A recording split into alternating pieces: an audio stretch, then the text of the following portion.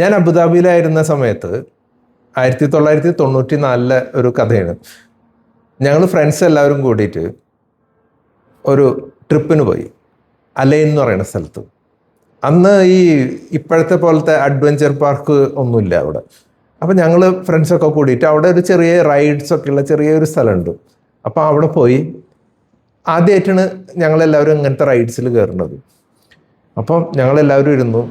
ആ റൈഡൊന്ന് ഒരു spin type റൈഡാണ്. Spin ചെയ്യുമ്പോൾ എന്ന് വെച്ച് കഴിഞ്ഞാൽ നമ്മളെ ഇരിക്കുന്ന ഇതില്ലേ ക്യാബിൻ പോലത്തത്, അത് തിരിഞ്ഞ് ഇങ്ങനെയാവും നല്ല സ്പീഡിൽ സ്പിൻ ചെയ്യുമ്പോൾ.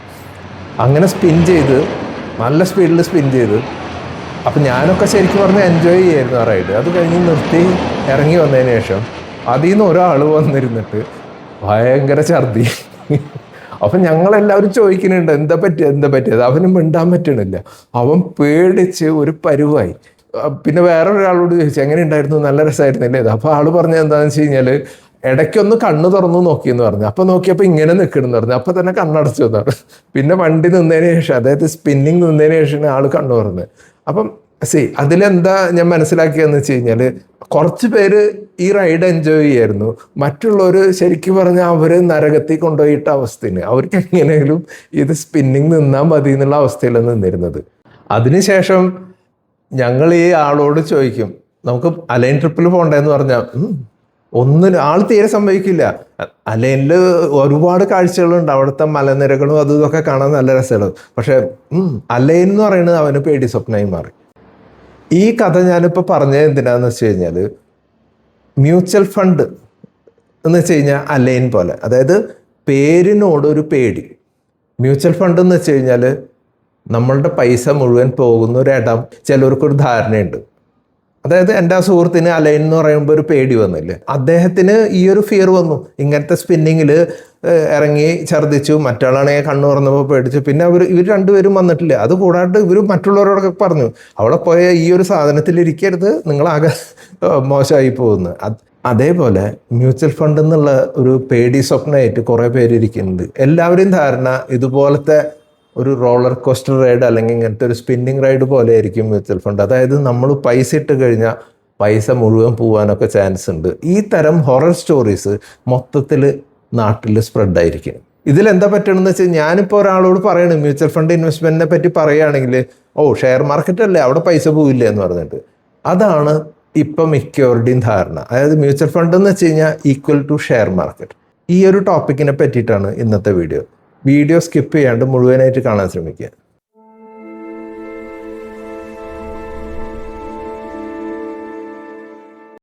നമസ്കാരം, ഞാൻ ബൈജു ആണ്.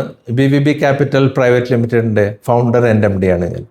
ഷെയർ മാർക്കറ്റിൽ കയറിയിട്ട് ചില ആൾക്കാർക്ക് പണി കിട്ടിയിട്ടുണ്ടാവും. പണി കിട്ടാന്ന് വെച്ച് കഴിഞ്ഞാൽ പൈസ പോയിട്ടുണ്ടാവും. മ്യൂച്വൽ ഫണ്ട് എന്ന് കേൾക്കുമ്പോഴേക്കും അവർക്കറിയാം അതിൽ മ്യൂച്വൽ ഫണ്ട് എന്ന് പറയുമ്പോൾ ഇൻവെസ്റ്റ്മെൻറ്റ് ഷെയർ മാർക്കറ്റിലും ഉണ്ടാവും എന്നുള്ളത്. ഇവരത് കേട്ട വഴിക്ക് പറയും മ്യൂച്വൽ ഫണ്ട് എന്ന് വെച്ച് കഴിഞ്ഞാൽ പറ്റൂല, എൻ്റെ പൈസ കുറേ പോയിട്ടുണ്ട്, നിങ്ങളും പോയിട്ട് മ്യൂച്വൽ ഫണ്ടിൽ ഇൻവെസ്റ്റ് ചെയ്യേണ്ട, നിങ്ങളുടെ പൈസ മുഴുവൻ പോകുന്നുള്ളത്. അഡ്വഞ്ചർ പാർക്കിലൊക്കെ പോയി കഴിഞ്ഞ് കഴിഞ്ഞാൽ നിങ്ങൾ ശ്രദ്ധിച്ചിട്ടുണ്ടാവും അവിടെ പലതരം റൈഡുകളുണ്ട്.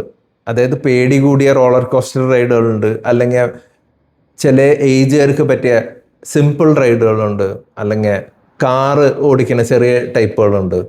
ഒന്നും പറ്റിയില്ലെങ്കിൽ അവിടെ സ്വിമ്മിങ് പൂളുകളുണ്ട്, അല്ലെങ്കിൽ വേവ് ഉണ്ട്. ഇതേപോലെ തന്നെ മ്യൂച്വൽ ഫണ്ടിൽ റിസ്ക് കൂടിയ ടൈപ്പ്, റിസ്ക് കുറഞ്ഞ ടൈപ്പ്, അതിനേലും റിസ്ക് കുറഞ്ഞ ടൈപ്പ്, അല്ലെങ്കിൽ ശരിക്കും പറഞ്ഞാൽ FD റേറ്റിലുള്ള ടൈപ്പ്, അത്തരം ഫണ്ടുകളൊക്കെ ഉണ്ട്. അല്ലാതെ നിങ്ങൾ ഈ കേട്ടിട്ടുള്ള ഹൊറർ സ്റ്റോറീസ് പോലെയല്ല മ്യൂച്വൽ ഫണ്ട് ഇൻവെസ്റ്റ്മെൻറ്റ്. അവിടെ ഒരു ടൈപ്പ് ഫണ്ട് മാത്രമല്ല, അതായത് മാർക്കറ്റിലേക്കുള്ള ഇൻവെസ്റ്റ്മെൻറ്റ് മാത്രമല്ല, അവിടെ പലതരം ഫണ്ടുകളുണ്ട്. അവിടേക്കാണ് നമ്മൾ ഇൻവെസ്റ്റ്മെൻറ്റ്സ് സ്പ്രെഡ് ചെയ്യുക. ആദ്യം ഞങ്ങൾ എന്താ ചെയ്യുകയെന്ന് വെച്ച് കഴിഞ്ഞാൽ ഒരു ഇൻവെസ്റ്റ്മെൻറ്റിന് വേണ്ടി തയ്യാറായി വരുന്ന ആളോട് ഞങ്ങൾ ചോദിച്ച് മനസ്സിലാക്കുന്നത് അവരുടെ റിസ്ക് ലെവലാണ്. അതായത് ഓരോരുത്തർക്കും പലതരത്തിലുള്ള റിസ്ക്കാണ് ഉണ്ടാവുക. ഇപ്പം ഞാൻ നേരത്തെ പറഞ്ഞില്ല ആ കഥയിലുള്ള എൻ്റെ ഫ്രണ്ടിന് ഇങ്ങനത്തെ റൈഡിൽ കയറാനുള്ള അറിവില്ല, അല്ലെങ്കിൽ അദ്ദേഹത്തിൻ്റെ ആ പേടിയുടെ ലെവൽ ഈസ് ഡിഫറെൻറ്റ്. ഞാനൊരു ഡോക്ടറിൻ്റെ കഥ പറയാം. ഈ ഡോക്ടർ റിട്ടയർഡാണ്, ഗവൺമെൻറ് സർവീസിലായിരുന്നു. അപ്പോൾ ഡോക്ടർക്ക് റിട്ടയർമെൻറ്റ് ഫണ്ടൊക്കെ കിട്ടി, നേരെ FDയിലിട്ടു. ഡോക്ടർക്ക് മ്യൂച്വൽ ഫണ്ട് എന്ന് വെച്ച് കഴിഞ്ഞാൽ ഭയങ്കര പേടിയാണ്. ഷെയർ മാർക്കറ്റ് എന്നാണ് ധാരണ. മ്യൂച്വൽ ഫണ്ട് എന്ന് വെച്ച് കഴിഞ്ഞാൽ ഷെയർ മാർക്കറ്റ്. ഡോക്ടറിൻ്റെ മോൻ ബാംഗ്ലൂർ IT കമ്പനിയിൽ വർക്ക് ചെയ്യണം. ഒരു ദിവസം മോനും അച്ഛനും കൂടി ഇവിടേക്ക് വന്നു.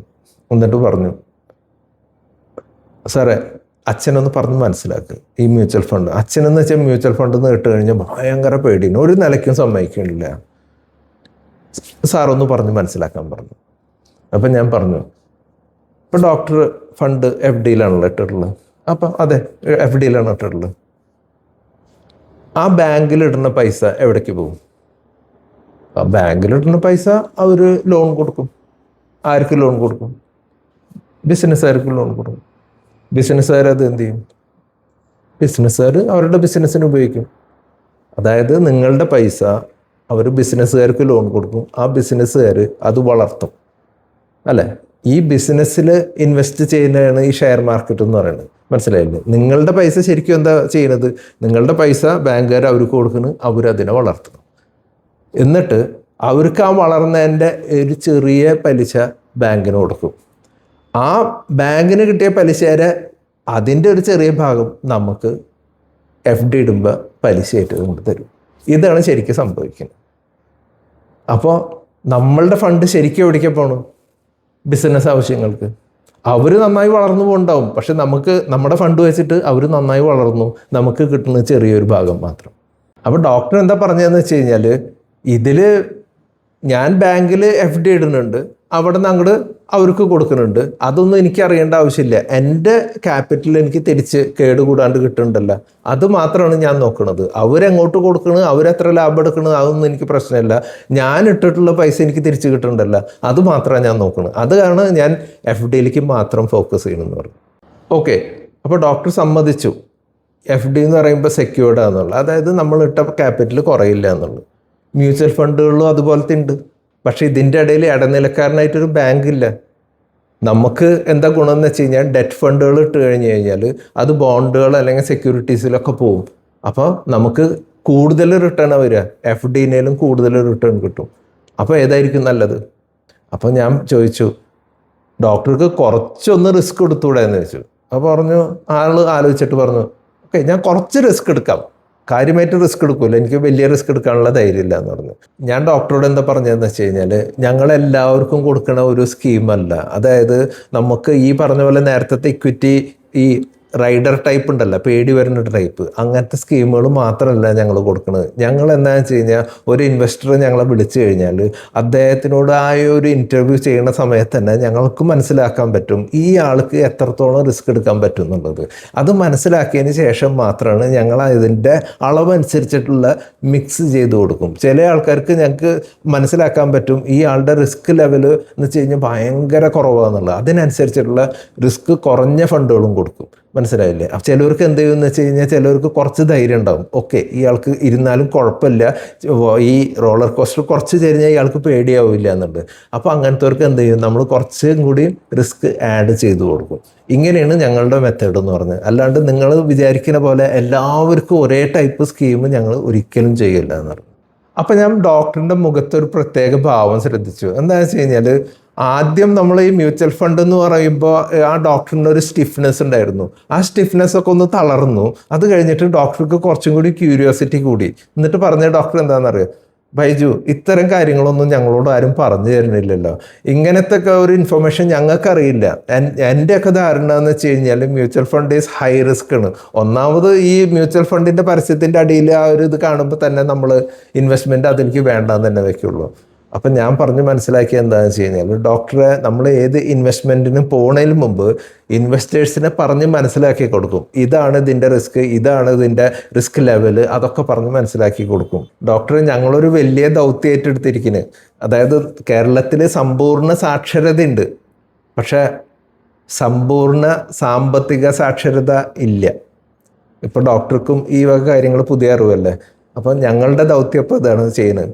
ഈ വീഡിയോ പരമ്പരയിൽ കൂടെ ഞങ്ങൾ ഉദ്ദേശിക്കുന്നത് തന്നെ എല്ലാവർക്കും മനസ്സിലാവുന്ന രീതിയിൽ സിമ്പിളായിട്ടുള്ള വേർഡ്സിലാണ് ഞങ്ങളിവിടെ ഈ ഓരോ വീഡിയോയും ഞങ്ങളിവിടെ പ്രസൻറ്റ് ചെയ്യാൻ നോക്കുന്നത്. അതായത് എന്തെങ്കിലും ഈ ഫൈനാൻഷ്യൽ വേൾഡിനെ പറ്റിയിട്ട് ആരെങ്കിലും നിങ്ങൾ വീഡിയോസൊക്കെ കണ്ടാൽ മനസ്സിലാവും, അതിൽ ഒരുപാട് ടെക്നിക്കൽ ടേംസ് വരും. സാധാരണക്കാർക്ക് പെട്ടെന്ന് മനസ്സിലാവാത്ത രീതിയിലായിരിക്കും അതിൻ്റെ പ്രസൻറ്റേഷൻസ് ഉണ്ടാവുക. ഞങ്ങൾ ഈ ഒരു സീരീസിലൂടെ ഉദ്ദേശിക്കുന്നത് എന്ന് വെച്ച് കഴിഞ്ഞാൽ സാധാരണക്കാരായ ആൾക്കാർക്ക് മനസ്സിലാവുന്ന രീതിയിൽ അതിന് പറ്റിയ എക്സാമ്പിൾസോട് കൂടിയിട്ട് അല്ലെങ്കിൽ ചെറിയ ചെറിയ കഥകൾ പറഞ്ഞിട്ടാണ് ഞങ്ങൾ ഓരോ വീഡിയോയുടെ പ്രസൻറ്റ് ചെയ്യുന്നത്. അതായത് നിങ്ങൾക്ക് ഓരോരുത്തർക്കും മനസ്സിലാവാൻ വേണ്ടിയിട്ട്. അതാണ് ഞങ്ങളുടെ ഉദ്ദേശം. അതുകൂടാതെ ഇപ്പോൾ അടുക്കളയിൽ പണി ചെയ്യുന്നത് അല്ലെങ്കിൽ കാർ ഓടിക്കുന്നത് എപ്പോഴെങ്കിലും ഉണ്ടെന്ന് വെച്ച് കഴിഞ്ഞാൽ സ്പോട്ടിഫൈയിൽ ഞങ്ങളുടെ ഒരു ചാനലുണ്ട്, ധനവിചാരം എന്നാണ് അതിൻ്റെ പേര്. അതിൽ ഓരോ ചാപ്റ്റേഴ്സും നിങ്ങൾ കേട്ടു നോക്കാം. മ്യൂച്വൽ ഫണ്ടിനെ പറ്റി മനസ്സിലാക്കാം, SIP പറ്റി മനസ്സിലാക്കാം, എല്ലാതും ഞങ്ങൾ ഡീറ്റെയിൽ ആയിട്ട് അതിൽ കൊടുത്തിട്ടുണ്ട്. അതൊക്കെ ഒന്ന് കേട്ടു നോക്കുക. ഈ ഒരു വീഡിയോയിൽ ഇപ്പം നിങ്ങൾക്ക് കുറച്ച് പേർക്കെങ്കിലും മനസ്സിലായിട്ടുണ്ടാവും മ്യൂച്വൽ ഫണ്ട് എന്ന് പറയുന്നത് ഷെയർ മാർക്കറ്റ് അല്ല എന്നുള്ളത്. മ്യൂച്വൽ ഫണ്ട് എന്ന് പറയുമ്പോൾ ഒരു പേടി ഉണ്ടായിരുന്നില്ല. ആ ഒരു പേടിയുടെ അളവ് കുറച്ചെങ്കിലും നിങ്ങൾക്ക് മാറിയിട്ടുണ്ടാവും എന്ന് ഞാൻ കരുതുന്നു. ചില ഡെറ്റ് ഫണ്ട്സ് ഒക്കെ എന്തൊരു സേഫ് ആണെന്നറിയോ? അതിൽ ഗവൺമെൻറ് ബോണ്ടുകൾ ഉണ്ടാവും, കോർപ്പറേറ്റ് ബോണ്ട്സ് ഉണ്ടാവും. അങ്ങനെ നമുക്ക് ഓൾമോസ്റ്റ് FDയിൽ തന്നെ ആ ലെവലിൽ പേടി കൂടാതെ ഇൻവെസ്റ്റ് ചെയ്യാൻ പറ്റാവുന്ന ഒരുപാട് സേഫ് ആയിട്ടുള്ള ഇൻവെസ്റ്റ്മെൻറ്റ് മെത്തേഡ്സ് ഉണ്ട് മ്യൂച്വൽ ഫണ്ടിൽ. അതൊക്കെ നമ്മൾ മനസ്സിലാക്കണം. അല്ലെങ്കിൽ അറിവുള്ള ആൾക്കാരുടെ അടുത്ത് പോയിട്ട് ചോദിച്ചറിയുക. നിങ്ങൾക്ക് എല്ലാവർക്കും പറ്റണത് എന്താണെന്ന് വെച്ച് കഴിഞ്ഞാൽ മിക്ക ആൾക്കാരും ഈ യൂട്യൂബും അല്ലെങ്കിൽ ഇൻസ്റ്റാഗ്രാമിലും അവിടെ ഇവിടെയും പോയി തിരഞ്ഞിട്ട് ഞങ്ങൾക്ക് വരുന്ന മിക്ക ക്വയറീസും ഞങ്ങൾ നോക്കുമ്പോൾ ഇതിനെപ്പറ്റി അറിയാണ്ട് കുറേ അവിടെ ഇവിടെയും പോയിട്ട് ഇൻവെസ്റ്റ് ചെയ്തിട്ടുണ്ടാകും. അപ്പോൾ ചിലവരെ ഇവരായിട്ട് സംസാരിച്ച് നമ്മൾ നോക്കുമ്പോൾ എന്താണെന്ന് വെച്ച് കഴിഞ്ഞാൽ ഇവർക്ക് ശരിക്കും പറഞ്ഞാൽ ഇതുപോലെ ഹൈ റിസ്ക് എടുക്കാനുള്ള ധൈര്യം ഇല്ലാത്ത ആൾക്കാരായിരിക്കും പോയിട്ട് ഓവറായിട്ട് ഇക്വിറ്റി എക്സ്പോഷർ വന്നിട്ടുണ്ടാകും. അപ്പം ഞങ്ങൾ ചോദിക്കും, ഇതൊന്നും അറിയാണ്ടാണോ നിങ്ങൾ ചെയ്തിട്ടുള്ളത്? നിങ്ങൾ എന്തിനു വേണ്ടിയിട്ട് ഇൻവെസ്റ്റ് ചെയ്തിട്ടുള്ളത്? അല്ല, ഞാൻ എൻ്റെ ഇൻവെസ്റ്റ്മെൻറ്റ് വളരാൻ വേണ്ടിയിട്ട്. അപ്പം ഞാൻ ചോദിച്ചു, നിങ്ങൾക്ക് ഇതിൻ്റെ റിസ്ക് അറിയുമോ എന്ന് ചോദിച്ചു. ഇല്ല, അങ്ങനെ യൂട്യൂബിലും അതിലൊക്കെ കാണുന്നുണ്ട്. അപ്പോൾ ഞാനും എൻ്റെ ഇത് വളരാൻ വേണ്ടിയിട്ടാണ്. ഇതെന്താണ്, ഇതെങ്ങനെ ഇൻവെസ്റ്റ് ചെയ്യേണ്ടതെന്ന് ഒന്നും അറിയാണ്ടാണ് ഈ മിക്ക ഇൻവെസ്റ്റേഴ്സും ചെയ്യുന്നത്. അതുകൂടാണ്ട് ഓവർ ഡൈവേഴ്സിഫൈ ചെയ്യും. അതായത് നമ്മൾ ശരിക്കും പറഞ്ഞാൽ ഓവർ ഡൈവേഴ്സിഫൈ ചെയ്യേണ്ട ഒരു ആവശ്യമില്ല.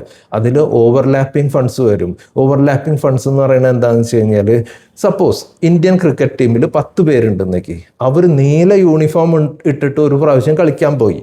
അതിന് ബ്ലൂ ടീം എന്ന് പേരിട്ടു നോക്കി. ഈ ക്രിക്കറ്റ് ടീമിൽ അതേ ആൾക്കാർ പച്ച യൂണിഫോം ഇട്ട് കളിക്കാൻ പോയാൽ അതിന് ഗ്രീൻ ടീം എന്ന് പേരിട്ടു നോക്കി. ചുവന്ന കളറിട്ട് പോയാൽ റെഡ് ടീം എന്ന് പേരിട്ടു. അപ്പോൾ ചിലപ്പോൾ ഇവർ ഇൻവെസ്റ്റ് ചെയ്തിട്ടുള്ളത് ബ്ലൂ ടീമിലും ഗ്രീൻ ടീമിലും റെഡ് ടീമിലും ആയിരിക്കും. പക്ഷെ അതിൻ്റെ അകത്തുള്ള കളിക്കാരും ഒന്ന് തന്നെയാണ്. ഇതാണ് ഇവിടെ പറ്റുന്നത്. ഇതൊന്നും അറിയാതെയാണ് മിക്ക ആൾക്കാരും ഇൻവെസ്റ്റ്മെൻറ്റ് നടത്തുന്നത്. അതായത് 3 സ്കീം സെലക്ട് ചെയ്തിട്ടുണ്ടെങ്കിൽ 3 സ്കീമിൻ്റെ അകത്തുള്ളത് മിക്കതും സെയിം സ്റ്റോക്കുകളായിരിക്കും. അപ്പോൾ അത് വീഴുമ്പോഴാണ് ഒരുമിച്ച് അങ്ങോട്ട് വീഴും. കുറച്ചൊക്കെ ഓവർലാപ്പിംഗ് ഈസ് ഓക്കെ, ഒരു അപ് ടു ഒരു 20% വരെ ഈസ് ഓക്കെ. എന്താണെന്ന് വെച്ചാൽ ചിലത് നമുക്ക് അവോയ്ഡ് ചെയ്യാൻ പറ്റില്ല ഓവർലാപ്പിംഗ്. പക്ഷേ ഞാൻ നോക്കുന്ന കേസുകൾ മിക്കതും 40-50% ഓവർലാപ്പിംഗ് ആയിരിക്കും. അതായത് മെയിനായിട്ടുള്ള കളിക്കാർ മുഴുവൻ അവർ തന്നെയായിരിക്കും. ഈ 3 കളർ ടീം പറഞ്ഞില്ല, അതിൻ്റെ മെയിൻ കളിക്കാർ മുഴുവൻ ഇവർ തന്നെയായിരിക്കും. അതാണ് മിക്ക ആൾക്കാർക്കും പറ്റുന്നത്. അപ്പോൾ എന്താ, ഈ ഫണ്ടിന് പെർഫോമൻസ് ചെയ്യില്ല. നമ്മളെപ്പോഴും മ്യൂച്വൽ ഫണ്ടിൽ ഇൻവെസ്റ്റ് ചെയ്യുമ്പോൾ 2 ഫണ്ട് എടുത്തു നോക്കി. അപ്പോൾ ഈ ഒരു ഫണ്ട് വീഴുമ്പോൾ ഈ ആൾ സപ്പോർട്ട് ചെയ്യണം. അല്ലെങ്കിൽ എന്ത് പറ്റും, ഈ ഫണ്ട് വീഴുമ്പോൾ ഈ ഫണ്ടും കൂടി വീണാൽ പോയി. അപ്പോൾ ഗ്രോത്ത് കിട്ടില്ല നമുക്ക്. അപ്പോൾ ദയവ് ചെയ്ത് അങ്ങനെ അബദ്ധങ്ങൾ ചെയ്യാണ്ടിരിക്കുക. അറിവുള്ള മ്യൂച്വൽ ഫണ്ട് ഡിസ്ട്രിബ്യൂട്ടേഴ്സിൻ്റെ അടുത്ത് പോയിട്ട് അവർക്ക് കൊടുക്കുന്ന ഒരു ചെറിയ ഫീസാണ്, അതൊരു പ്രൊഫഷണൽ ഫീസാണ്. അത് നിങ്ങളല്ല കൊടുക്കുന്നത്, അത് അസറ്റ് മാനേജ്മെൻറ്റ് കമ്പനീസാണ് കൊടുക്കുന്നത്. അപ്പം നിങ്ങൾ അവിടെ ചെറിയൊരു ലാഭം നോക്കിയിട്ട് നിങ്ങൾക്ക് വരുന്ന വലിയൊരു നഷ്ടമായിരിക്കും. ഒരു പ്രൊഫഷണൽ ഗൈഡൻസ് എല്ലാ കാര്യത്തിനും നല്ലതാണ്.